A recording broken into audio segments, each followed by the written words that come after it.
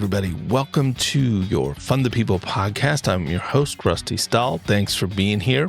This is the third in our three-part series on the unique value of the U.S. nonprofit workforce. The first installment, Season 9, Episode 12, focused on the role of the nonprofit workforce in strengthening American communities. The second installment, Season 9, Episode 13, discussed how the nonprofit workforce strengthens the U.S. economy. In this episode, Season 9, Episode 14, we're going to talk about how the U.S. nonprofit workforce strengthens our democracy and our government. Before we get started, a few notes on the show and where we are in the season. In the upcoming month of episodes, to round out Season 9, we'll return to our interview format. And we've got an incredible lineup of guests. And I know I always say that. Everybody always says that about their guests. But let me just be real here. These are incredible guests. I'm really excited. Okay, so we've got Casey Patterson from the Black Equity Collective and Social Good Solutions. She's just an incredible, inspiring presenter and leader in our field. We've got Rebecca Garina and Geraldine Alcide from All Due Respect and Filipino Advocates for Justice. We've got Elizabeth DeLauro from the Robert Wood Johnson Foundation, and to cap it all off, Vu Le from the nonprofit AF blog and out with his new book. And very pleased to say that Vu was actually the first guest ever to appear on this here podcast back in fall of 2020. So incredibly pleased to welcome him back to the show. After that, we will be taking a break from publishing during the summer, June, July, and August, and we'll return with Season 10 beginning in September of 2026. We may, over the summer, have some surprises in the feed. So do keep your eyes and ears open. And we've already got fantastic folks lined up as guests for the fall. So stick with us here on your Fund the People podcast. All right, moving forward. How do nonprofit workers contribute to our democracy and our government? Well, again, many of you listening may already know this or have thought about this, and I'd be curious to hear your perspectives and takes on this. So feel free to email me your thoughts, rusty@fundthepeople.org, or leave a comment or review on the episode or on the show. But I think it's important to talk about it and be explicit about it anyway. As I've said throughout this mini-series, we really, really need to be bragging about the nonprofit workforce now and forever, because we may know within the sector how important our leaders and workers are, but it is not widely known how much we contribute to this society by journalists, by policymakers. It's not even thought about on nonprofit boards or in foundations or other influential decision-making, policy-making spaces. So it's really important to be talking about it. So here's what I came up with. 5 factors overall. I'll just give them to you up front and then talk a little bit about each. So the first is that here in the nonprofit workforce, we make the First Amendment to the United States Constitution real. Second, we deliver government services and programs. Third, we advocate to government for the public interest. Fourth, we are some of the last bulwarks of democracy when government and business fail. And fifth, we are engines of civic participation. So what do I mean by all of that? And I think some people may get confused when I try to talk about this first one. I'm not sure exactly how to phrase it. I need some good, catchy terminology here for this. But what I came up with was that we are First Amendment reality makers, that nonprofit workers make real our First Amendment. So if you recall, the First Amendment is the one focused on the freedom of speech, freedom of religion, freedom of the press. Those are the biggies that often pop into our minds when we think of the First Amendment. But it also includes the right to peaceably assemble, which we often take for granted in this country, but We should not. It also mentions the right to petition the government for redress of grievances. And the nonprofit workforce really does work on all these fronts. So in terms of speech, I think it's absolutely essential to have nonprofit associations and advocacy organizations and universities, direct service organizations, all of these entities, they all enable us as Americans to not only form beliefs, but to live those out and to write about them, to talk about them, to work toward making them a reality. Because while businesses may have some kind of social values, maybe, or may use social values for their marketing, essentially businesses historically have been primarily focused on making money, right? Building a profit for their owners, their shareholders, to some extent their employees as well.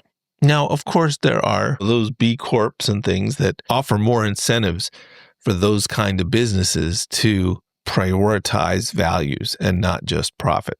So don't want to ignore those. But by and large, business focused on profit. By and large, government and politics, while there's a lot of talk about values and ideology and belief, a lot of what government and politics is about power, getting closer to power, the power to tax, the power to make laws that control or define people's lives, what they can and cannot do. And so it's not to say that politics or government are values neutral in any way, and they rely upon freedom of speech.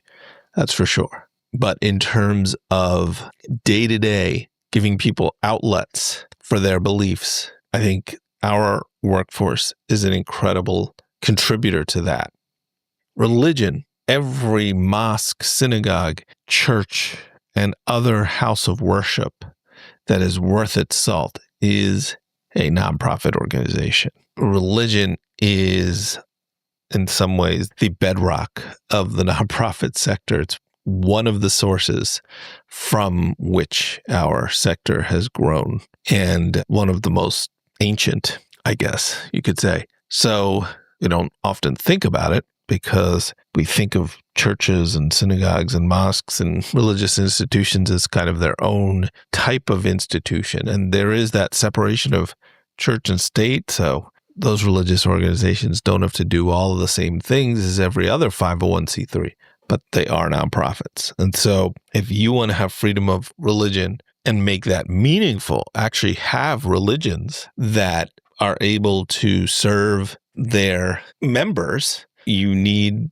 clergy and staff to make those real in some way or another. I mean, obviously, a lot of volunteer power goes into a lot of congregations, and some of them are fully volunteer-based, but that's neither here nor there. The point is that freedom of religion is made real by nonprofit workers, paid and unpaid.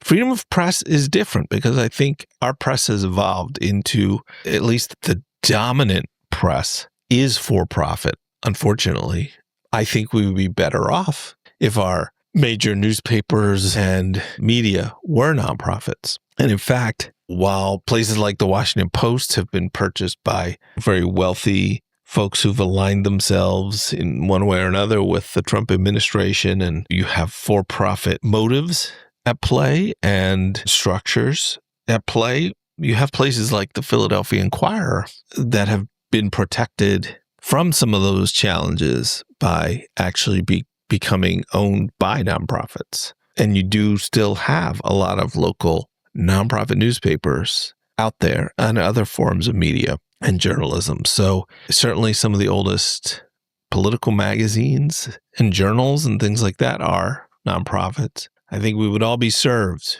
better by a press that was more nonprofit driven, that was really mission driven, rather than for-profit driven. You can really begin to see the difference very clearly and distinctly, very quickly when you get down to it. This idea of assembly, freedom to peaceably assemble, it manifests in both physical ways, right, to actually get together in a church basement and hold some kind of meeting, community meeting, to get together and hold a protest in front of a politician's office or a business to form a union.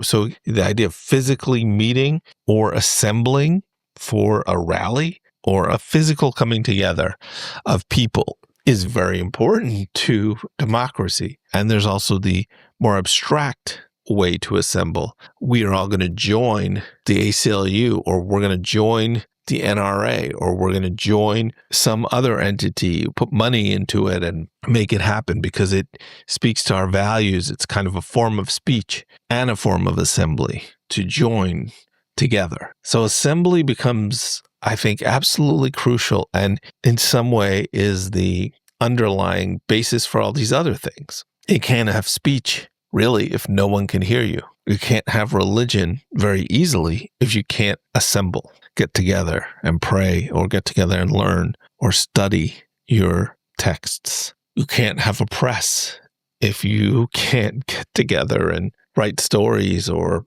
hold press conferences, things like that. So a lot of the First Amendment rights hinge on the idea of assembly, and nonprofits make assembly happen.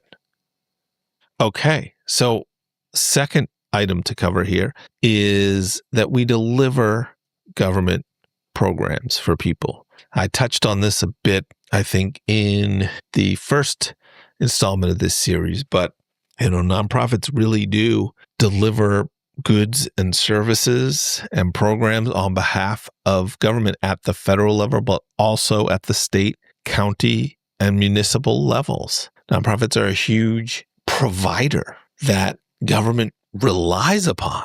Now, you may or may not like that. It certainly has pros and cons. I'm not saying it's perfect. I'm not saying it's the way it should be, but it has both right-wing and left-wing implications.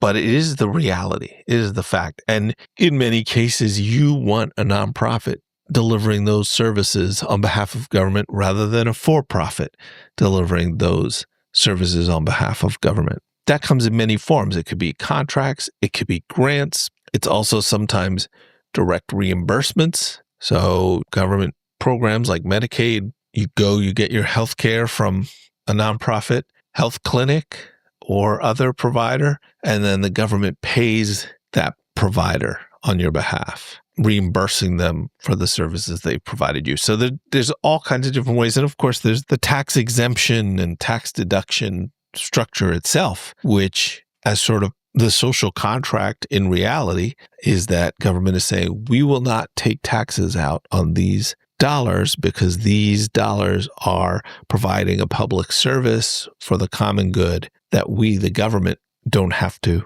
do because someone else is doing it. So the nonprofit workforce plays a crucial role in maintaining the social safety net in the country, but all kinds of other goods and services on behalf of government itself. Everything from research to arts and culture, so many things. And we've been hearing a lot about those things as the Trump administration's war on charity has continued unabated for a year and a half now, where a lot of those things have been cut or stopped or held up, or either the funding has been frozen or paused, or the funding stream has gone away for one reason or another. So it's really a huge part of how government delivers services to its constituents around the country.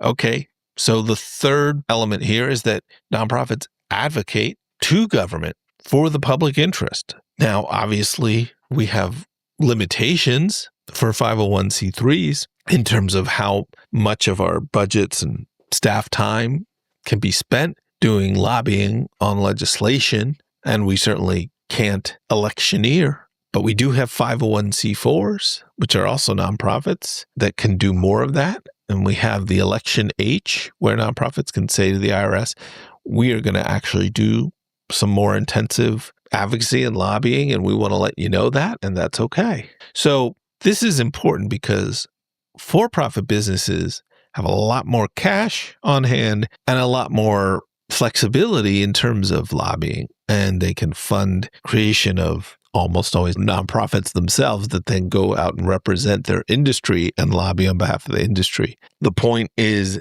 that business can do a lot of lobbying that is, again, motivated by their profit margin, their profitability. Nonprofits and their workforce can do advocacy on behalf of their mission, on behalf of their constituents, on behalf of their purpose, on behalf of the public good, as manifested through that nonprofit mission. And that is so critical.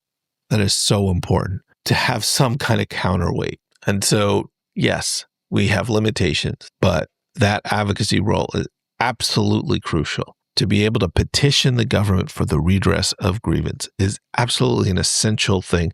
And it's an important part of our ability to assemble and to have that freedom of speech and freedom of belief. So I can't overemphasize that enough. And it's interesting. You have this combination of being a contractor or a delivery mechanism for government, but also being an advocate for government. And the same thing happens in the for-profit world, but different nonprofits handle that in different ways. But those are two functions that nonprofits play, sometimes simultaneously, sometimes separately. Okay, the fourth item is that the nonprofit workforce can act as a bulwark for democracy, not necessarily for government itself, but I think of when in the first Trump administration, when the quote unquote Muslim ban went into effect, and all of a sudden, all this immigration kind of went into chaos and people were on their way to the US and being separated from families and things like that. And folks in the nonprofit sector jumped into action to try to provide lawyers and moral support during that time. And there are things like that where when government is not holding up democratic norms and structures, when business fails to really participate in or support our democracy, even though business benefits from government and from being part of a democracy, it really becomes up to activists and professionals working in private institutions that care about the public good, and that's nonprofits. And finally, I'll just share, I think that nonprofit leaders and workers play a key part in civic participation. So at the top, I said we're civic participation engines, but I don't know if that's the right term, but nonprofit folks deepen and enrich the civic landscape, the civic spirit, the engagement and leadership opportunities for so many Americans in so many different communities in so many different ways. So when our formal structures of government and democracy offer only shallow opportunities for engagement, or at least it feels shallow, go vote, that's about it. When the political parties don't really offer a real way to be involved, a real way to have a voice, it really is the nonprofit workforce and sector that fills in the gap, whether that's with volunteerism opportunities, whether that's with giving, whether that's activism, organizing, helping people get out to vote and see why it matters in a larger context, whether that's participating in ballot initiatives, which we're going to talk about later this season. There's all kinds of ways. It could be through arts and culture, all kinds of ways that our sector and our people help the American people to make meaning and feel the meaning of their lives and of their value in the civic space. And that civic space is absolutely crucial right now and always. It's in large part thanks to the First Amendment that we have that civic space. It's also incumbent upon us to keep that civic space open for business, nonprofit business, democracy business. That is our business. This country is an experiment in democracy, not just an experiment in capitalism. And we need to maintain that civic space outside of the formal structures of government democracy as we think of them in terms of political parties, voting, running for office. There's such a bigger, wider world of civic participation out there. And it really is in the nonprofit sector that happens. And so, as I've been saying all year, we need to use our First Amendment rights to keep our First Amendment rights. I'll say it again. We need to use our First Amendment rights to keep our First Amendment rights. If we back away from using them, we have lost them. So using that freedom of assembly, freedom of speech, freedom of press, freedom of religion, the right to petition the government for the redress of grievance, we have to assert them to make them real and to keep them real. So we are the First Amendment reality makers. The nonprofit community is rooted and forged by the First Amendment and also bring it to life every day.